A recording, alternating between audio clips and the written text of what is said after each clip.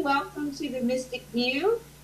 I'm Dr. Kimberly, and this week you're going to have just me for a little bit, and then the big man himself of Penn, Eric, he's going to hop in and have some fun with me. I've had a busy week, so I'm a little slow today, so I apologize for that. But I'm going to talk a little bit about my upcoming book, just some points that are important to me in the book, why I wanted to write it, and it's called Perception Paranormal, and basically it's my perceptions of working as a medium for 26 years, plus being a healer and a minister, and how all of those combine to help me see the paranormal in a different way, including, everything from aliens to shadow people, to being psychic, and to believing in a source or a higher intelligence. So I'm going to talk a little bit about that, and I have a few readings that I'm going to do that came to me through email, and Eric might jump in and do one or two with me. And I was going to answer some questions as well, which would be good to ask Eric's opinion on, especially people who want to know what is a psychic reading really like, who haven't ever received a reading before. So I want to discuss the different types of readings, the different types of psychics, and maybe discuss a little bit about theta facilitating, which is one of the major things that I do in my private practice that a lot of people don't understand what it is.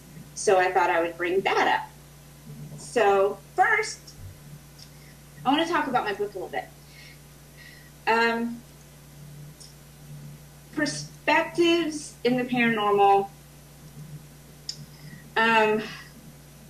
they're really based on a person's beliefs, their experiences, and their feelings, in no matter what you're doing or what field it is. So these are my perceptions based on different scenarios that I've been in involving paranormal activity or just spiritual activity. I have three ways of perceiving the paranormal that might be a little different than other people. I see it metaphysically, I see it psychically, and I see it spiritually. And to me, I've come to learn over the past 26 years that they're all interrelated. They're just elements of each other, but they're one and the same, just in different expressions of each other, and each one affects the other.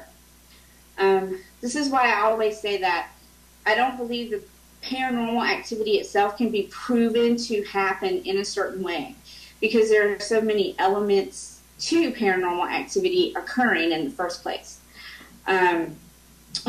For instance, with a historic haunting, that spirit, considering the time period and its emotions at the time that it died, it has its own agenda for being there based on like society's thoughts and feelings and beliefs at that time period.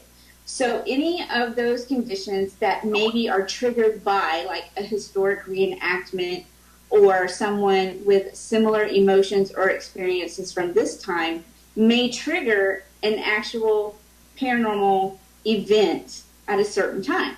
But otherwise, that spirit or that activity just may be like silent. It would have no reason to manifest itself unless it had an agenda. And I think there are different agendas for spirits. They have free will, they have thoughts, they still have their personality when they cross over, and they can choose to manifest or not. Just because you're invoking it, is there anybody here? Well, if it finds you boring or has no reason to interact with you, it's not going to. So there are so many different sides to how and why paranormal activity manifests in the first place. And especially with spirit, the beliefs of spirit. Like when you're living, you have beliefs, you have fears, you have thoughts, you have feelings. If any one of those is so traumatized or out of line, that might be a reason that a spirit is earthbound, or it may be a reason why the spirit chooses to stay. For instance, if a living person fears going to hell, that's what they've been taught. If you're not perfect, if you don't confess, if you don't pray, if you don't go to church, the demons are going to come get you and you're going to go to hell. So that fear alone is enough to keep people earthbound. But that's not the same with every spirit. There are different reasons why a ghost or a spirit chooses to stay earthbound, and it is usually a choice. It's a choice of that individual soul.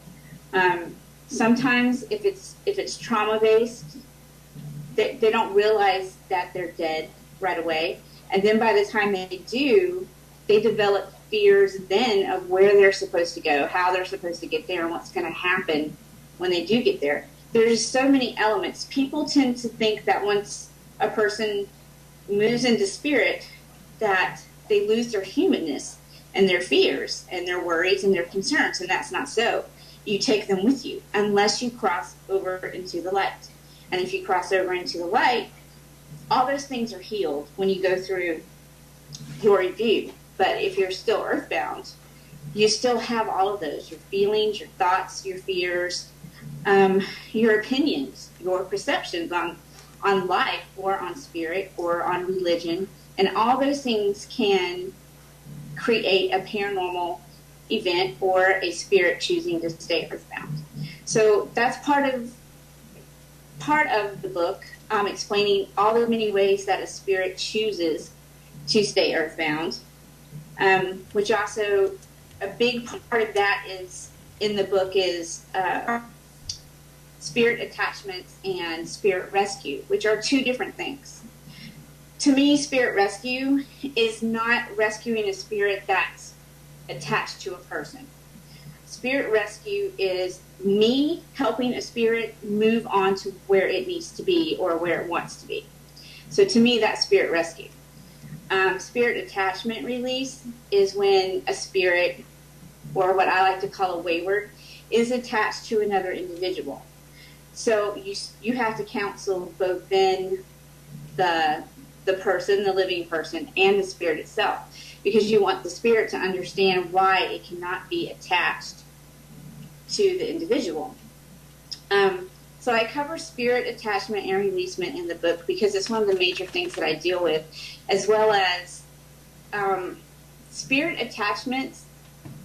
They go hand in hand with mental issues. as well as drug addictions and alcohol abuse. The three seem to play on each other. If there's one happening, most of the time there's another happening. And I think it's important to point out, if you're going to say that you can do spirit rescue or spirit releasement, you need to have a guideline to follow. And before you even get into the actual releasing of the spirit, you need to know if that person has issues with abuse or with drugs, alcohol abuse. All those things matter because they create a mindset of depression and unworthiness that can attract a spirit and keep it tied to you, because it will feed off of those negative conditions within you. So that also brings up how the mental state of a person can create a spirit attachment. When you have feelings of self-worth that are really low, you have no confidence, you're fearful all the time, filled with anxiety, nervousness, all of those things usually attract spirits. Plus, it's, I don't want to say it breeds alcohol abuse or drug abuse, but usually all three are somewhat connected. And in your initial interview, you want to make sure that you know which one came first, because then you can release the spirit more easily, and you can also help the client to find the help that she needs. Can I pop in and ask a question, Dr. Kimberly? Sure. When you're talking about alcohol and drug abuse, I know it's not abuse because they're prescribed, but would that also apply to somebody that is being prescribed, let's say, 3 different kind of mood enhancers and an antidepressant? That all figures in too, correct? Yes. And because I just had a case over last summer where this very thing happened. It was all 3 of them layered upon each other. And what happened was the woman was actually creating more attachments from the one attachment that she originally received from, of all things, an acupuncture session. She was opened up to the spirit through an acupuncture session, but she was already she had just come out of rehab and was on medication for anxiety, depression, and that kind of thing. So it was the perfect scenario of it being layered, and the medication was just enhancing her imagination to keep breeding the negativity and the dark things. So one dark thing turned into 10 different forms of that one dark thing. And unfortunately, she didn't want to seek professional medical help again. She didn't want to go back to rehab. She didn't want to understand that her own fears and thoughts were helping to keep this entity present in her life, and that she was sort of inviting it to keep doing things because she was still thinking in negative ways and still falling back on her prescribed medication and then drugs and alcohol at the same time. So it was pretty intense. Yeah, but yeah. No, I was just to say, I bet that was pretty intense. I mean, that's one thing I've kind of come to realize, that, you know, the antidepressants and the I don't want to say psychoactive drugs, but everything that you can get prescribed by going to get a psychiatric counseling session, it's like putting I don't know, it's like putting race gas in a regular car. You know, it's gonna affect how the actual mechanism of your brain works, which will affect your personality, which in turn will affect the energy that you put out and affect your consciousness. You know, your consciousness doesn't just step away, it gets manipulated by the drugs to a certain degree. Right. And like entities or just regular spirits that I call waywards, they see an opening, a weakness in the consciousness because of the drugs. And that's like an invitation for them to just come on in and start manipulating and everything. So, yeah, I know that there's a place for everything medical, It's just I think some things could be handled not so much in prescribing things that only make it worse. But I'm not a medical person, but that's just my opinion. Well, I'll fall right in behind you and say that the major chemical and medical companies, they don't create cures, they create customers. I agree with that. Yep. So I don't know. It's just kind of weird, and I wanted to ask that because that's something that kind of, I don't want to say everybody's getting prescribed stuff today, but a lot of people are. Mm-hmm.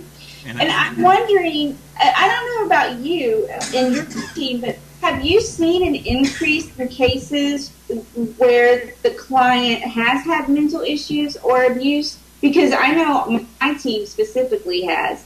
And then my personal consulting practice, I have as well. I mean, I had maybe 10 cases last year just of my own, and my team had 4. And it was like back to back, but they all evolved around either a mental issue or abuse. And I was wondering if other teams were seeing an increase in that and why that might be. I mean, I'm pondering. Well, Pima's been, our group here, Pima's been a little bit out of the loop for a couple of years due to my health issues and us moving around. But we did, before, when we were extremely active, we did run into a couple of cases that it was the mental stability of the client was an issue. So yes, you're not alone in finding that, I don't think. And see, of course, it makes me want to figure out why so that I can do something about it. I mean, I have no idea why, but unless, I mean, I know that there are new frequencies being brought to the planet because, the consciousness of mankind is shifting and things are disrupted as things, go up and down. And I'm wondering if people's energies can't handle all the new energy that's coming on the planet.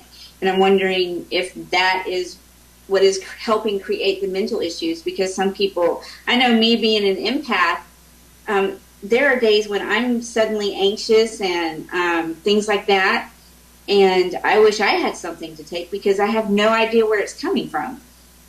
Except for, the universe and all the different chaotic energies that are happening right now.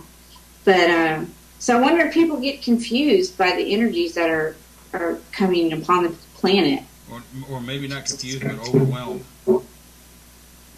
Yeah. Yeah. And see, this is more fun than talking to myself. I get feedback about my thoughts. Well, I mean, it's just should be part of any good investigator's questioning of a client before you even bring a piece of equipment in there. Yes. You need to know their mental state, and that plays a huge part in it. And it's not about you being intrusive. It's not about you being a busybody. I mean, that all. If somebody's getting high every night or getting drunk every other night, then guess what? When they wake up to go to the bathroom, they probably are seeing a few things. Probably so. You know what I mean? It should not be a surprise, but that's something you need to know. Exactly.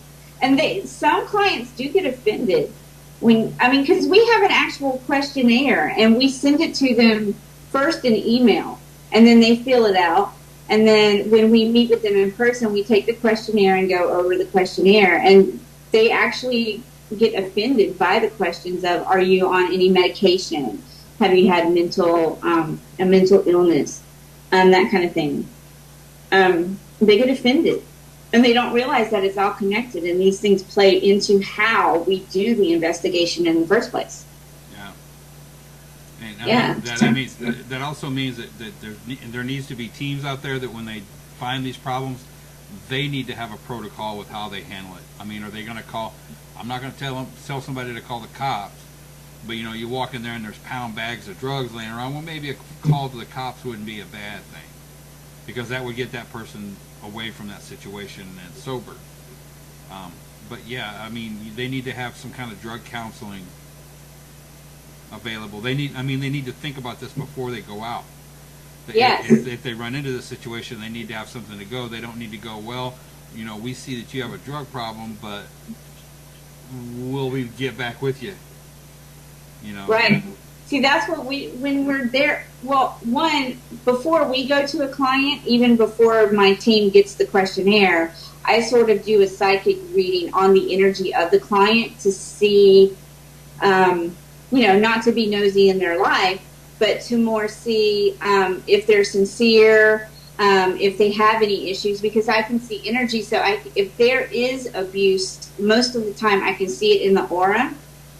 So we kind of have a heads up before we even meet with them. And then if we actually see evidence of it, we tell them that, this is what we'll do.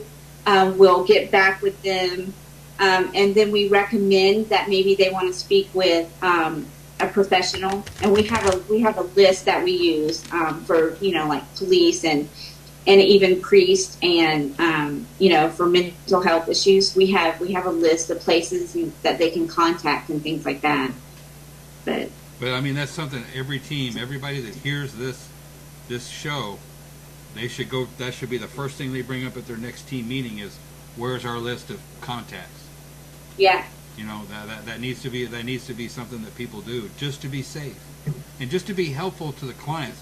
You hear that all the time from groups. Oh, we help people. We're here to just help people. Well, going and sitting in their house and collecting EVP isn't helping them. No, exactly. And to me, that's the difference between that is the people who just want to go collect EVPs, they're like thrill seekers. And then there are the investigators that are really researchers and that really want to resolve issues for people. Right.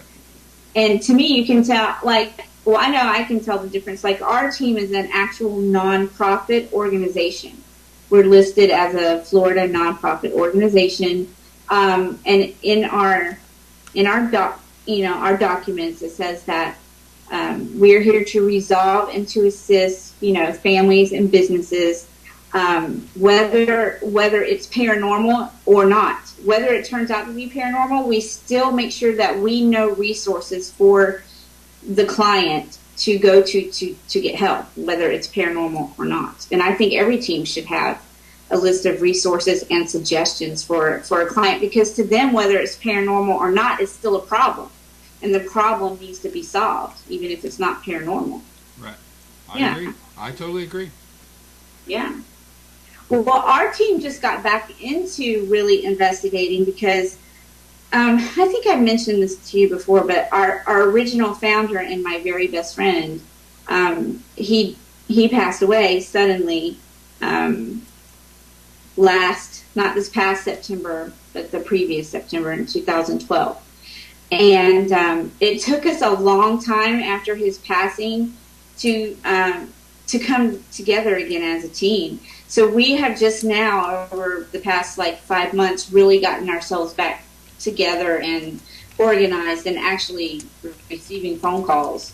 But I understand the not being active thing. There was about 7 months there where we just couldn't get up the enthusiasm, because his energy was so amazing that we just felt it too much, and he was just so amazing with the clients, and it was hard. So I understand having to not be involved in things for a while, but now we're in full swing and it feels great. We actually have a case this weekend, so that's good. I'm not going except for remote doing my thing, but so we're happy. Yeah, we actually investigated Kim's shop. Did you? A couple of weekends ago. Yeah, she's got activity at her shop. So. What did you find? Anything interesting? I've only gotten to get to one of the recorders, and so far, and I've got one I really need to send out to a couple people, and another one that I'm really confident of what's there. So there's some stuff there. Wow, that is cool. I'm excited to go back to our old property because it's haunted, and I'm not sure exactly all what's there, but we hear drums a lot, and the old Florida Railroad that went from Cedar Key to Jacksonville and on up into Georgia in the late 1700s. The track is still in my front yard. It goes right through the front yard there. And we find things all the time. And ever since we lived there, we would hear like drums, and sometimes you can hear a train going by, but there's no more trains. And we hear boots walking in our house, and we've seen boots under the door. And then I've seen this man walking from the woods behind the house in overalls, and he's carrying like a hoe or something. And he just fades right into the backyard. And what really got everybody's attention was my son, when we first moved there, I guess he was maybe 10, he got up to have breakfast. It was a Saturday morning, and he went to the kitchen, and sitting at the kitchen counter was a black man in coveralls just sitting there on the bar stool. And Hunter's like, he's used to paranormal things, so he's like, hi. But the guy didn't talk or anything. He just looked at him, and Hunter said he got up and walked out the front door. And so Hunter's seen him, and I have seen him, and everybody else has heard him. So we know we have one spirit, but he just doesn't want to communicate. I'm like, you can talk to me, I can hear you. But I think he just likes minding his own business, and I don't want to mess with him if he doesn't want to be messed with. Well, you know, that is something about being in the South too, is there is a lot of very evil things that happened to the slaves and stuff that were over here. You know, there are stories where there were owners that actually helped them get going after the war, and I mean, there's some really uplifting stories that follow along those lines, but there were a heck of a lot more where it's evil. It's the only way to describe it. Yeah. Well, our house where we're at, you've heard of Rosewood, right? No. Okay, there was this event called the Rosewood Massacre, and it happened in Levy County, like between Cedar Key and my house. And it was where a bunch of slaves, there was an uprising. A slave was accused of murdering a white woman. So then, all the white people went after all the slaves. And it was just this huge massacre thing. And some of them managed to escape on the railroad that went through my yard. So that's the pretty interesting part for me. I mean, the whole thing is kind of creepy. There was actually a movie made about it. It's called Rosewood something, but I can't remember what it's called. But it's a really good story, and it's very sad. And it, it's kind of shameful too. Oh, yeah. That those kind of things happened. But yeah. But the South does have some pretty ugly instances in it. Yes, it does. That's for sure. But so does the North, and so does the West, and so does the, Yeah. I mean, it all happens all over. It just got a little, I guess, magnified in the South. There's a lot of countries that have had a civil war. There's a lot of countries that have had civil wars, but I don't think they quite match the magnitude of brutality that we went through. And I think that's another reason why the Civil War sites and battlefields are still active. Gettysburg is a paranormal playground because of everything that goes on there. Yeah, I have never been. I've been to several other ones. There's one down here, the Osceola Battleground, and it's pretty haunted. I have a hard time going there just because the land itself is so filled with emotion, and I'm an empath, so I immediately start absorbing. And I've always wanted to go to Gettysburg, but I'm also afraid of experiencing what I might experience by going there. True. Yeah. And but it's amazing. Becca Lynn in the chat room also pointed out that there's a lot of really, really bad things that have happened to the Native Americans that were here first. Oh, definitely. That also figures into a lot of the paranormal problems today, because when you start doing history, it always, in some way or shape or form, comes back to being an area of ground that an Indian tribe never did anything with. And there's a reason why they never did anything there. It was their burial ground or whatever. I mean, they run into that all the time. Hmm. You know? Yeah. And it used to make the news a lot, but it doesn't make the news so much anymore. No, but it still happens. Yeah. I mean, and St. Augustine, everybody usually, if you're paranormal, has heard about St. Augustine, which is my backyard. And I've been going there since, I could walk with my family, and it's my favorite place. But people don't realize that its history began even before, um, you know, the Spanish landed, because there were settlements there. There were French and American settlements in St. Augustine and on the St. Johns River, before the Spaniards ever got there, and they took them all out. So the whole coast right there is soaked with blood and evil doings, before the Spaniards even started the history of St. Augustine. So the hauntings, I mean, the energy can go back way, way back. And it just builds upon each other. And I think that's part of why St. Augustine is so active, is because it's just bloodshed after bloodshed after bloodshed. Yep, I agree. And like my wife just put in the chat room, pirates. I mean, it goes the Caribbean. The Caribbean became a home for pirates. I mean, there's a lot. There's a whole lot of history down there that people. It like you said, it didn't just start when America was here. It was started before America was here. Yeah, and well, I realize it now, but when I was growing up, I didn't realize that Florida was so old in history. But I mean, this is where Ponce de Leon came and everything, and once I started realizing that, I realized how haunted the state of Florida could be just because of the history. There's from the Seminole Wars that happened. My family was involved in the Seminole Wars on both sides. My mother's side of the family was Seminole, and then my great-grandfather's side was the settlers.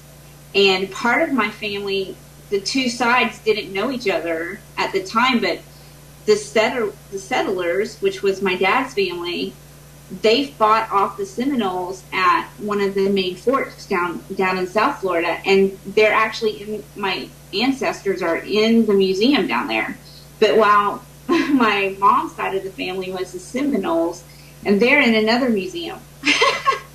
So it's kind of cool. I mean, two different sides of, your dad's side of the family and your mom's side of the family, both involved in this historic event that was horrible. The Seminole War was just horrible. Well, all wars are horrible, but for Florida, that was a really bad one. Lots of bloodshed that didn't have to happen if the settlers had just kept their promises, Yeah, well, that's the same thing here in Texas. I mean, there were 7 or 6 different flags that have flown over Texas.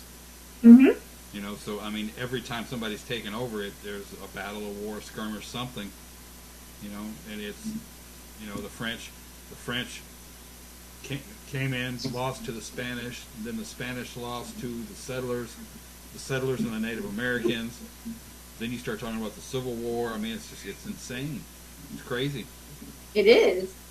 And my husband's from Texas, and he wants to take me to the Alamo. I have never been to the Alamo. I've been to Texas, but I've never been to the Alamo. And I really want to go just to see what it is that I feel for myself. I mean, I know it was bad, but I want to feel. I understand better when I feel events, whether it's past or current. I understand and can relate to them more if I feel the energy of the place. So I really want to go. It's just finding the time. Well, yeah, and I'm going to tell you before you get there, I'm going to be a little bit of a spoiler here. You're going to be disappointed. Really? Because you're going to think, you're thinking Alamo like John Wayne, and you think it's this at least semi-large building. It's a mud hut in the middle of downtown San Antonio. Really? Yeah, it's not the grandiose, large building that you think it's going to be. Wow. Because I do. I always thought it was this huge, structure. It's a walled mission.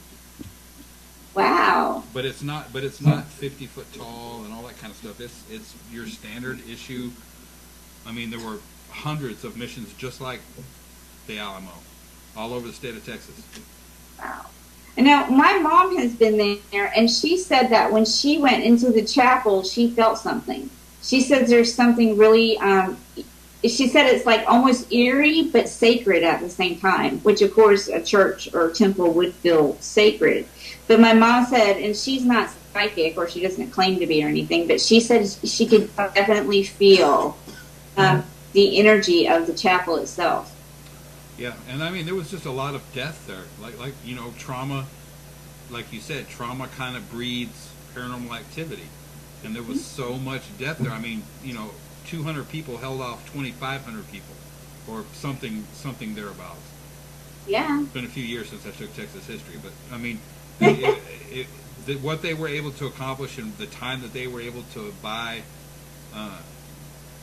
Sam Houston and the rest of the army there in Texas to gather and then come at them, the time that they bought them by slowing them down in San Antonio, I mean, we would all be Spanish down here now if that hadn't happened. Yeah, definitely. You know. Now that brings up a question. I like to ask everybody this: what do you feel about using traumatic or emotional triggers in an investigation? Oh, well, I'm going to be very honest with you. I wouldn't believe in it simply because that would be almost emotional provoking. Yeah. I can understand like dressing in period clothes if there was a change of vocabulary, possibly using a different vocabulary, because that's just attempting to relate to what's there. But to walk in pointing out that, hey, did you know that 400 people died and you're probably dead, and that, no, I couldn't. Yeah. I wouldn't be a fan of that. Yeah. Good, I'm glad. Because one, if you're there to resolve the issue or to help, you want to clear up the emotions, not invoke them and make them worse. Right. You're wanting to resolve the emotions so that they become free. So as a counselor, I have, issues with emotional triggering. Yeah. Yeah. But I mean, it does work, but why do you want it to work that way? That's always my question to an investigator who likes to do that. And if it's at one of the supposedly very active hauntings, the pay to hunt haunts, who's to say that all the people that go in there and do that, eventually it's not going to work anymore? And then I mean, then what do you escalate it to? Exactly. I mean, do you walk in there throwing pig's blood on the walls? I mean, eventually somebody's going to have to draw. You have to draw the line with that somewhere. You do. So, I mean, I'd rather have an intelligent conversation with somebody than, threaten them.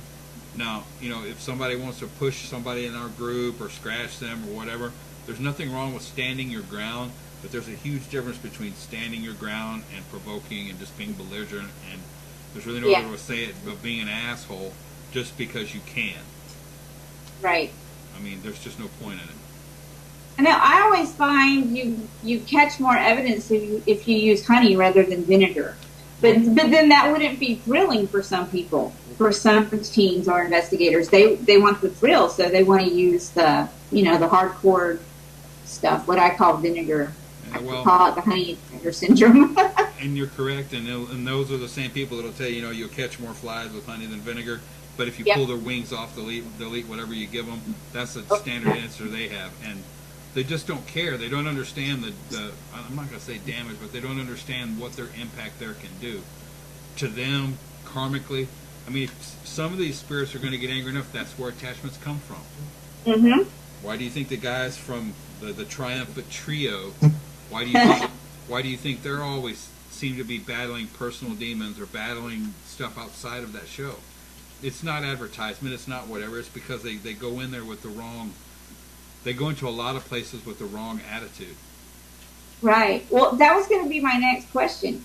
Now, do you think the thoughts and the feelings and the state of mind of an investigator before they go into an investigation is important in an investigation? I mean, and personally, too, what's going on with them personally, like if you're going into an investigation and your wife just told you that she was going to divorce you, do you think that kind of emotion or that kind of state of mind will affect the investigation or the evidence that you get? Well, sure. Yeah. And if they think they're talking to a female spirit, they're going to get belligerent. And what's that going to do? Right. Yeah, I mean, if you have some kind of major life crisis go on, don't go on an investigation. If you're sick, under the weather, not feeling quite right, don't go. Guess Right. what? Guess what? What you're going to look for, they're already dead. They're still going to be dead tomorrow. Exactly. Yeah. You know. And same thing with drinking. You should never drink alcohol before an investigation, ever. Kim and I were asked to do an investigation at a meeting that was set up by a former acquaintance who claimed to be psychic. Uh-huh. And when we got there, of course, all the people showing up he had invited. And when the coolers of beer started rolling in, our first question to him was, hey, you know what? This is a joke now. We are not going to do this seriously. Because because he wanted us to separate these people into two groups of 10. You know, while basically when we went down to the basement of this bed and breakfast, and basically what happened is I was down there with, 10 people playing drunken grab ass in the dark. Right. Because they were half lit. I mean, there were 5 couples or 10 couples that showed up. Every couple had their own cooler. Wow. No, that's not real investigating. It's not. And I don't see how that could be a real mediumship event either, because that's pandering to drunks. And most really good mediums will not read for somebody that's drunk. No, I don't like to. Or high. Right. So I would never do it because it's unethical. Right. I mean, everybody knows I love my Merlot or my martini in the evenings. But if I know I'm going to do readings on a show or I'm going to do an event, the Merlot or the martini wait until I'm done, or they wait till the next day. You don't combine alcohol with the paranormal or the psychic world. Well, not when you're trying to assist someone or to be accurate. And that goes back to what you were talking about earlier. The same thing that applies to a client having problems that way can apply to the investigators too. They have to have the ethics. And there has to be somebody on the team that can make that call. If a team member shows up drunk at an investigation, they need to go home. Yes. In fact, that even makes it more difficult for the team, because somebody from the team needs to either drive them home or call them a cab. And who's paying for that? Exactly. That's what I'm saying. People make very bad choices. And a lot of this comes back to the fact of the people that are quote-unquote thrill seekers. Mm-hmm. That's where a lot of this is happening. There are a lot of teams out there that never have to deal with these problems. But there are teams that are trying to cross that line from thrill seeker to researcher, or trying to actually help people. And they're going to end up having to make some hard decisions about some group members. But but the same thing could be said for somebody that, comes squealing in sideways, dropping off 3 kids, slamming a monster as they walk in the door. Those people are just as dangerous as having somebody that's impaired, because they're not there. They're not focused on what's there. I don't care what they tell. If they're not calm, cool, and collected when they walk up, if they're jittery and jumping around and let's do this, let's go, that's not the right attitude either. Or not the right frame of mind, in my furry opinion. I agree. It's not. But people don't want to hear that. People in general tend to think they know everything that's going on around them. Mm-hmm. Yeah. What are your pet peeves with doing an investigation? Like, what can you not stand to see in an investigation? Well, like I said, any drugs or alcohol, we're out. I'm out. I'll stop what I'm doing. I'll load up my stuff, and I'll take my toys, and I'm going home. Mm-hmm. Because it's just not worth it to me to be out there with something that's going to get contaminated, Yeah. The giggling, the farting, the grab ass, all that goes on, that I'll walk away from. If you want to play around, there's other places to do so. Right. Well, and the other thing that will make me walk away and become disassociated with something, and I think we've all run into this, when you go out on an investigation with somebody, and they are very much, you research my way or the highway. Oh, yeah. And that's probably my bigger pet peeve than the drinking, because, like I said, we've only run into the drinking thing really once. But people that want to tell everybody there how to do it because they know the only way to talk to spirit, I have a real problem with that. Mm-hmm. Yeah. Anybody can talk to spirit. There are different ways. A spirit might respond to you better than me, even though I'm the medium. you may have something special in your energy or in your thoughts that makes that spirit want to give you all the evidence. Well, good, because that's what you want, the evidence, so a resolution can be found. It's not like a competition. Right. And there shouldn't be a competition between team members in the first place, or between, a medium or, a regular investigator. Yeah, and there shouldn't be competition between teams either. Exactly. Because guess what, folks? The TV shows are over with. Except here on PEN, we provide the high quality internet broadcasting. But as far as getting a TV show, all that's over with. Yeah. And nobody's going to get the same deal that Grant and them got. Nobody's going to get the same deal to be executive producers like Zach has with his show. So guess what? Guess what? You're going to become. You're not going to become a purveyor of information for the public. You're going to become an actor. Actor. And people need to be very, very understanding of that and how they watch it. Some of these shows would be very boring if they walked in and investigated like they were supposed to. So they walk in there trying to stir it up a little bit more. Exactly. I remember one time when Ghost Hunters had their casting call, a lot of my friends wanted me to, do the casting call. But I just didn't want to, because I didn't want to become an actor, like you said. Like, if I was going to be on TV doing something paranormal, I would want it to be my thing, my way, and I would want it to be as real as possible. I don't want it to be based on someone else's concept of entertainment. Sure. Yeah. I mean... But like I said, and my wife phrased this very good about 2 years ago, it's the black suburban syndrome. Everybody thinks... I mean, we've even had teens tell us that we've interviewed. They'll go through an initial phone interview. They'll go through an in-face interview. They'll make that call Friday afternoon saying, hey, we're going to be here at 9 o'clock tonight. Just want to call and check everything. And had their clients that have done everything else right, the last thing they say to them, oh, is the film crew going to be coming with you guys then too? Yes. Mm-hmm. So, I mean, I put some of this on the people that are quote-unquote clients, Yeah, we get asked all the time, are we going to be on TV? We're like, no, we're not like those people. That they actually think because we're investigating them or for them that their story is going to end up on TV. And we're like, no, we don't have anything to do with TV. We're here to help you figure out what's going on and resolve the problem. But yeah, they actually think that somehow they're going to end up on TV by being investigated. Well, and I here's a really good story, because I'm in Texas and you're in Florida, so we both know there's a lot of trailer parks around there in both states. Yes. Some very good friends of ours, Tim Rankhorn, Paul Browning, and a few other people went on an investigation at a trailer park to help these people figure out what's going on in their house, inside their trailer. And they went inside their trailer and they set up their equipment, and they were starting to do some EVP sessions, and they decided, well, let's let the energy clear off and we're going to take a break. And so the 4 or 5 of them walked out of the trailer house, and they walked out of the trailer house. They said it was like a movie theater outside. There were like rows of easy chairs with people in easy chairs and coolers of beer out there drinking, basically watching them walk, watching the flashlights go from one end of the trailer to the other. No. Oh, yeah.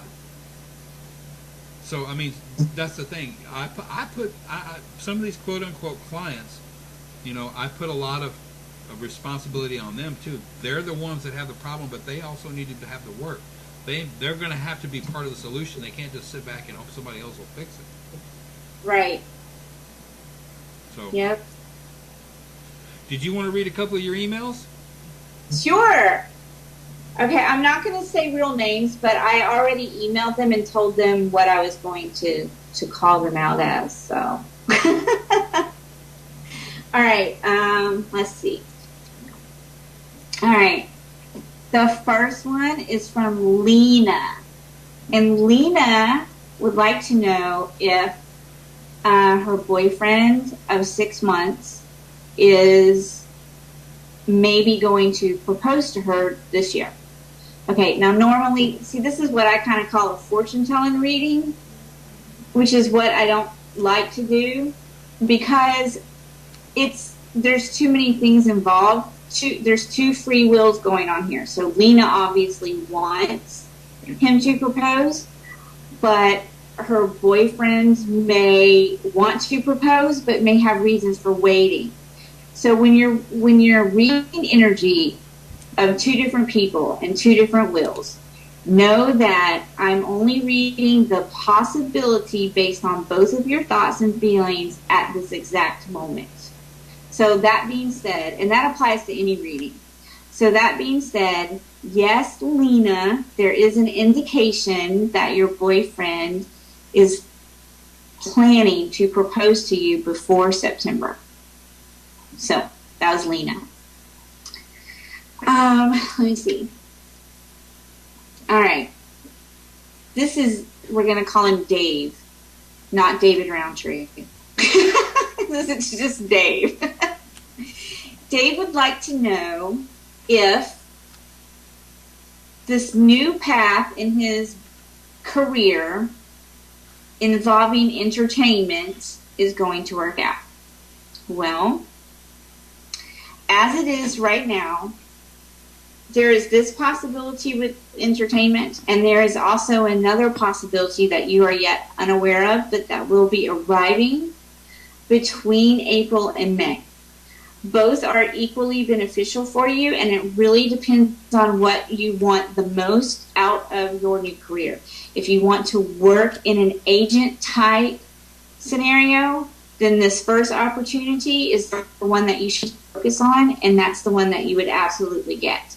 But if you have your doubts and want to be in the entertainment field in a different way, I would wait until about April or May, and you will be presented with another opportunity to be in the entertainment field. So that was Dave. Okay. And then we have Mary Beth. I use basic names because I don't like to confuse myself. But Mary Beth, you know who you are because you asked if your mother on the other side had a message for you.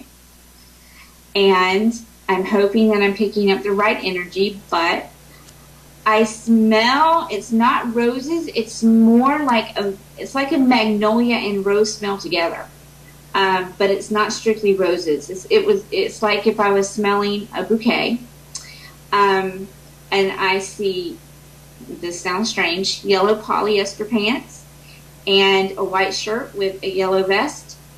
And your mother says that there is nothing that you could have done or said that would have changed anything about how she feels about you. You are her daughter, and she loves you then, and she loves you now. In fact, she loves you even more because she's able to be with you and experience your life more now than she did before. And she said that she is happy that you have the necklace and it has some sort of key on it. So that's your message, Mary Beth. I did that one before the show and wrote it down because, connecting with the other side sometimes takes a few minutes, so I didn't know how much time I would have. So I actually got Mary Beth's message right before the show, about 45 minutes before the show, actually. But she's a very sweet lady. So that was the three emails, and Mary Beth, Dave, and Lena. They all know who they are because I sent them an email telling them who they were. And everybody needs to know that they can book a reading with you by emailing dr.kimberlyrackley@yahoo.com. Yeah. And if you want a reading, you better get one in like before March 3rd because I'll be in the process of renovating and moving for about 2.5 weeks. So my focus is obviously going to be getting, my new place set up and taking care of all that stuff with moving. So I'm going to be cutting back on the readings for that time period. I'll still do them, but if you really want one, try to get it in before the 3rd because, I'll take bookings for the 3rd and for all of March. It's just I need to spread myself out. So. And on my website as well, I have like a little club where you can join. And 3 nights a week, I do free, it's like chat readings. You can ask as many questions as you want. It could be a psychic question, or it could be about spirituality or the paranormal, and I answer questions and consult and that kind of thing. So if you come to join the network, you can join that club or group, as I call it. And joining the network is free, so don't be shy. I'm actually considering, I don't know if anybody likes the network, so I'm thinking about just going back to a regular old website, because I wanted to create this place where, everybody, interesting like me can come and have fun. But mostly, unless I'm doing an event, I'm the only one ever there. Yeah, well, trust me, it'll take time, but it'll happen. Don't give up on it yet. I hope so, because I have this little idea of just this perfect place for everybody, that's paranormal or spiritual or just has different concepts of things where they can come talk to anybody about anything and feel safe doing it. Yep. That was my idea. But, yeah. I'm so glad you came on and saved me. I didn't really want to talk to myself all night. It's what we Yeti do. Yeti's great. Yay! They're having fun in the chat room, it seems. Oh yeah, they're rolling it right along. But guess what? With that, we're out of time. Oh, well, thank you for coming. Hey, no, my pleasure. Anytime. Thank you for being Eric. I really appreciate you. Yeah, and my lovely wife Kim, and I have nothing to do with anybody named Amanda. I want to throw that out there. Uh-oh. Yeah. Kim and I need to talk. Yeah, me and FTD had a little conversation today. Oh, goodness. Okay, then. So, but with that, we're out of here. All right, thanks, Eric. Bye, everybody.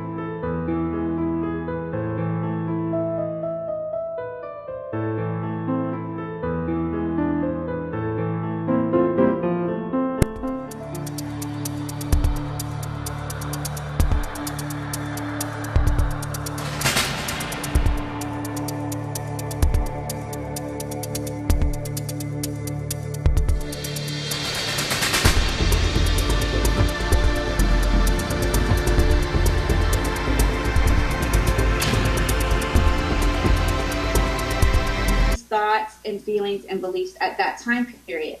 So any of those conditions that maybe are triggered by like a historic reenactment or someone with similar emotions or experiences from this time may trigger an actual paranormal event at a certain time. But otherwise that spirit or that activity just may be like silent. It would have no reason to manifest itself unless it had an agenda. And I think there are different agendas for spirits. They have free will, they have thoughts, they still have their personality when they cross over, and they can choose to manifest or not. Just because you're invoking it, is there anybody here? Well, if it finds you boring or has no reason to interact with you, it's not going to. So there are so many different sides to how and why paranormal activity manifests in the first place. And especially with spirit. um, the beliefs of spirit. Like when you're living, you have beliefs, you have fears, you have thoughts, you have feelings. If any one of those is so traumatized or out of line, that might be a reason that a spirit is earthbound, or it may be a reason why the spirit chooses to stay.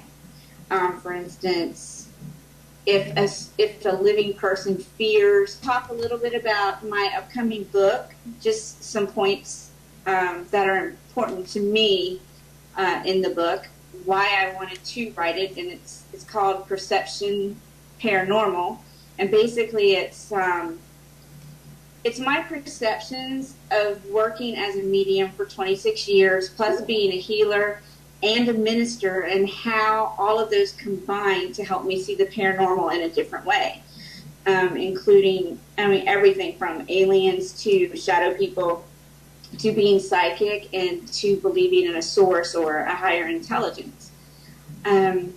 So I'm going to talk a little bit about that, and I have a few readings that I'm going to do that came to me through email, and Eric might jump in and do one or two with me. And I was going to answer some questions as well, which would be good to ask Eric's opinion on, especially people who want to know what is a psychic reading really like, who haven't ever received a reading before. So I want to discuss the different types of readings, the different types of psychics, and maybe discuss a little bit about theta facilitating, which is one of the major things that I do in my private practice that a lot of people don't understand what it is. So I thought I would bring that up. So first, I want to talk about my book a little bit.